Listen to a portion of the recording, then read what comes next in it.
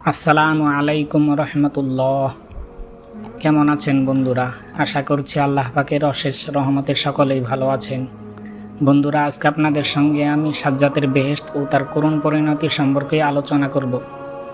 আমাদের ভিডিওটি শুরু করার পূর্বে আপনাদের কাছে অনুরোধ, এখনও যারা আমাদের চ্যানেলটি সাবস্ক্রাইব করেননি দয়া করে সাবস্ক্রাইব করার সাথে সাথে পাশে থাকা বেল আইকনটি বাজিয়ে দিবেন। তাহলে চলুন বন্ধুরা, শুরু করা যাক।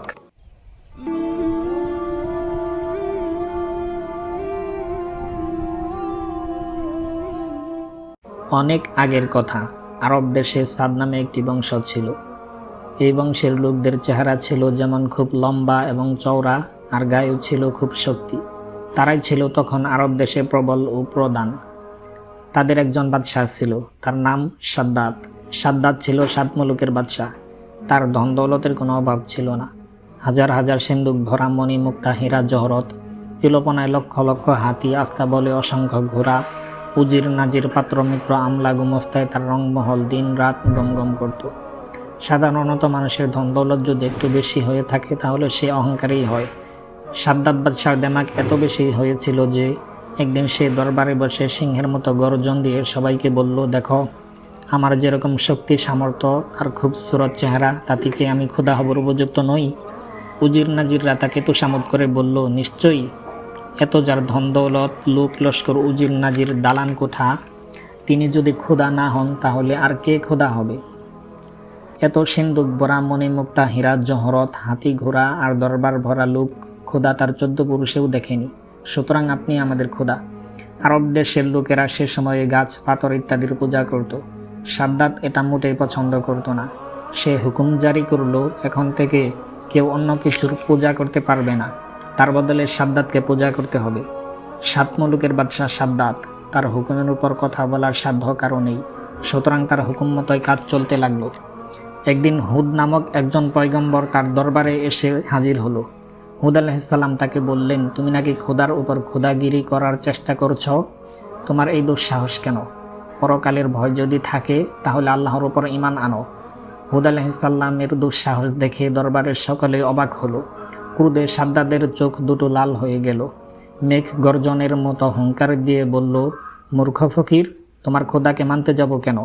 হুদ আলাইহিসসালাম বললেন, তিনি পরম মঙ্গলময়, তিনি দুনিয়াতে তোমাকে শান্তি দিবেন ও পরকালে তোমাকে বেহেশতে থাকতে দিবেন।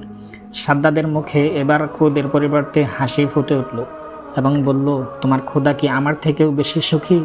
হুদ আলাইহিসসালাম হেসে জবাব দিলেন, নিশ্চয়ই, খোদা তাআলা নেক বান্দাদের জন্য বেহেশত তৈরি করেছেন। দুনিয়া ছেড়ে চলে গেলে পরকালে বেহেশতের অতুলনীয় শোভা, অনন্ত শান্তি, অপরন্ত সুখ আর চাঁদের মতো খুবসুরত হুরি তো তুমি ভোগ করতে পারবেই না। সাদ্দাত অবজ্ঞা করে হেসে বলল, রেখে দাও তোমার খোদার বেহেশতের কাহিনী।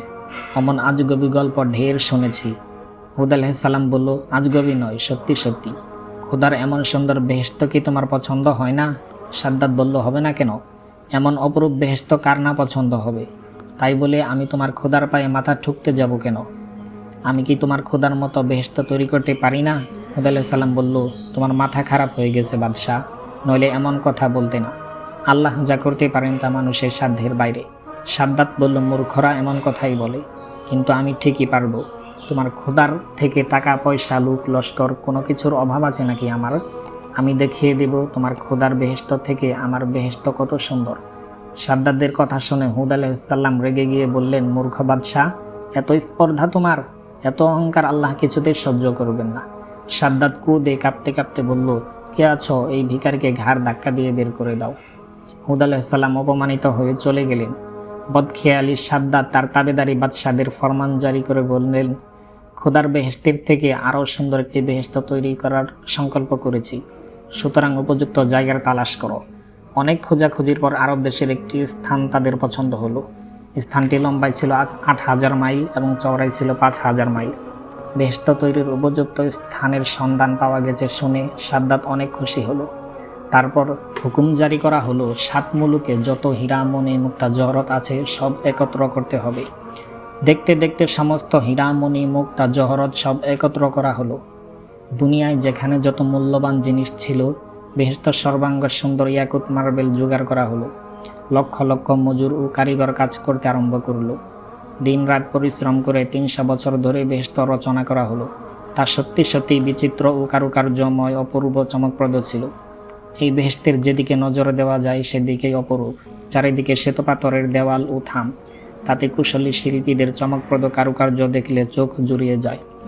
দেওয়ালের গায়ে ইয়াকুত পাথর দিয়ে এমন সুন্দর লতা পাতা ও ফুল তৈরি করা হয়েছে যে ভ্রমর ও মৌমাছিরা জীবন্ত মনে করে তার উপর এসে বসে পড়ত।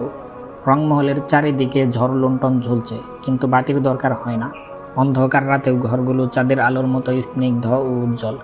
মোহরের ধারে বসবাস ঘর ও হাওয়াখানা। মণিমুক্তা খচিত শ্বেত ও কৃষ্ণবর্ণ পাথরের কুচ ও মেঝে সজ্জিত রয়েছে। মেঝের উপরে নানা আকারের সুন্দর সুন্দর ফুলদানি, তাতে সাজানো রয়েছে জমরুদ ও ইয়াকুত পাথরের নানা রকমের ফুলের তোড়া। তা থেকে আতর, গোলাপ, মেশক ও জাফরানের খুশবু ছুটছে। বাগানের সোনা রূপার গাছ, তার পাতা, ফুল, ফল নানা বর্ণের পাথর দিয়ে তৈরি। ফুলগুলোকে এমনভাবে তৈরি করা হয়েছে যে ভ্রমর ও মৌমাছিরা সেগুলোকে জীবন্ত ফুল মনে করে বসে পড়ত। সেসব ফুল থেকে যে সৌরভ বের হচ্ছে তাতে চারিদিকের বাতাস ভর ভর করছে। এসব গাছের নিচ দিয়ে কুলকুল শব্দে বয়ে চলেছে গোলাপ পানির নহর। তার পানি এত স্বচ্ছ যে মনে হচ্ছে তরল মুক্তার ধারা বয়ে যাচ্ছে। সেই নহরের ধারে ধারে হিরে মণি মুক্তা বাঁধানো ঘাট, সেখানে চুনি পান্নার তৈরি শত শত সুন্দরী যেন গোসল করছে।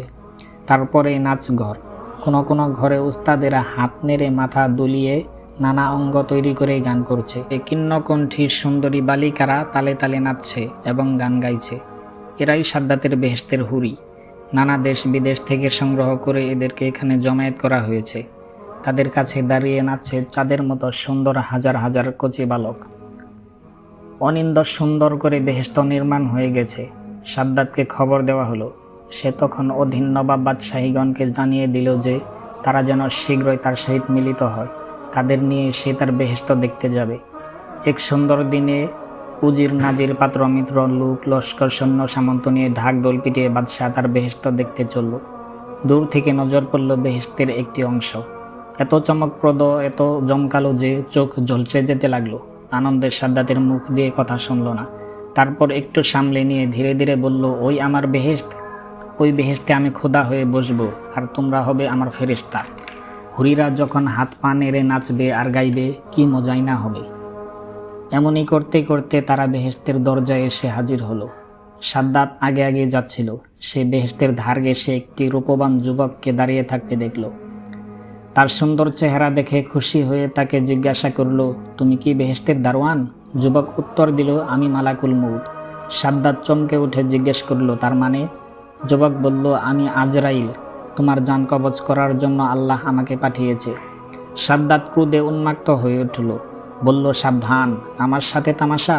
কে আছিস বলে অন্যের প্রতীক্ষা না করে নিজেই তরবারি বের করে যুবককে কাটতে অগ্রসর হলো। কিন্তু কি আশ্চর্য, তার হাত উঁচু হয়েই রইল। উত্তেজনায় সাদ্দাতের শরীর দিয়ে ধর ধর করে ঘাম ঝরতে লাগলো। সাদ্দাত চিৎকার করে বলল, সৈন্যগণ, শয়তানকে মাটিতে পুঁতে ফেলো। যুবকটি অট্ট হাসি দিয়ে বলল, কই তোমার সৈন্য সামন্ত? সাদ্দাত পিছনে ফিরে দেখতে পেল তার লোক লস্কর, সৈন্য সামন্ত একেবারে নিশ্চিহ্ন হয়ে গেছে। ভয়ে সে থরথর করে কাঁপতে লাগলো। তারপর ভীতকণ্ঠে বলল, সত্যিই কি তুমি আজরাইল? আজরাইল বলল, হ্যাঁ, দেরি করবার ফুসরাত আমার নেই। আমি এখনই তোমার প্রাণ বের করে নিব। সাদ্দাত শিশুর মতো অসহায়ভাবে ভেউ ভেউ করে কেঁদে উঠল। সে মিনতি করে বলল, একটু সময় আমাকে দাও ভাই আজরাইল। অনেক সাধ করে আমি বেহেশত তৈরি করেছি। একটিবার আমার বেহেশতকে আমি দেখতে চাই। এই বলে সে ঘোড়ায় থেকে নামার চেষ্টা করল। মেঘের মতো গর্জন করে আজরাইল বলল, খবরদার, এক পাও এগিয়ে আসবে না। সাদ্দাত হাউমাউ করে করে কাঁদতে শুরু করলো। সে অবস্থাতেই আজরাইল আলাইহিস সালাম তার প্রাণ বের করে নিয়ে চলে গেল। হঠাৎ একটি বিকট আওয়াজ হলো। এর সঙ্গে সঙ্গে সাদ্দাতের অতিসাদের বেহেশত চোখের পলকে মাটির মধ্যে বিলুপ্ত হয়ে গেল।